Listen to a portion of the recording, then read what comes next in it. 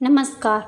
जय श्री गणेश। आपका हमारे चैनल में स्वागत है। आप सभी को गणेश चतुर्थी की हार्दिक शुभकामनाएं। भाद्रपद माह की शुक्ल पक्ष की चतुर्थी, जिसे गणेश चतुर्थी, विनायक चतुर्थी, विनायक चविथी के नाम से भी जाना जाता है। यह त्योहार भगवान गणेश के जन्म उत्सव पर मनाया जाता है। भगवान गणेश जी की स्थापना लोग अपने घरों में और सार्वजनिक रूप से विस्तृत पंडालों में करते हैं। 10 दिन तक भगवान गणेश जी की विधिवत पूजा करते हैं और 10वें दिन भगवान गणेश जी की मूर्ति को संगीत और समूह मंत्रोच्चारण के साथ किसी जल, गंगा, नदी या समुद्र में अनंत चतुर्दशी के दिन विसर्जित करते हैं। गणेश चतुर्थी के दिन व्रत करने से घर परिवार में आ रही विपदा दूर होती हैं, रुके हुए मांगलिक कार्य संपन्न होते हैं तथा भगवान श्री गणेश जी की कृपा से सुखों की प्राप्ति होती है। चतुर्थी के दिन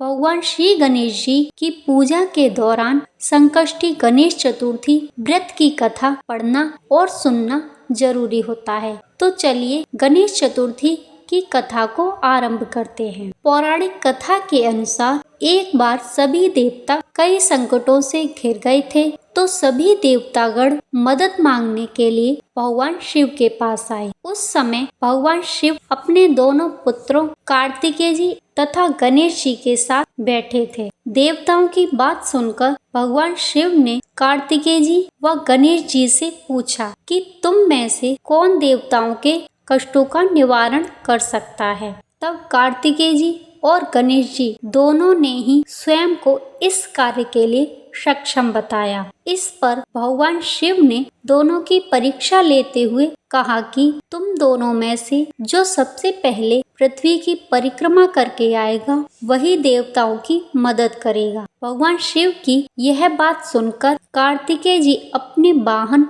मोर पर बैठकर पृथ्वी की परिक्रमा करने चले गए, परंतु गणेश जी सोच में पड़ गए कि वह चूहे की सवारी से सारी पृथ्वी की परिक्रमा करेंगे तो इस कार्य में उन्हें बहुत समय लग जाएगा। तभी उन्हें एक उपाय सूझा। गणेश जी अपने स्थान से उठे और उन्होंने अपने माता पिता की 7 बार परिक्रमा की। परिक्रमा करने के बाद फिर से वापस अपने स्थान पर बैठ गए। परिक्रमा करके लौटने पर कार्तिकेय जी स्वयं को विजेता बताने लगे। तब शिव जी ने भगवान श्री गणेश जी से पृथ्वी की परिक्रमा न करने, अपनी और माता पार्वती जी की परिक्रमा करने का कारण पूछा। तब गणेश जी ने कहा, माता पिता के चरणों में ही समस्त लोक हैं, इसलिए मैंने आपकी और माता की परिक्रमा की है। यह सुनकर भगवान शिव ने गणेश जी को देवताओं के संकट दूर करने की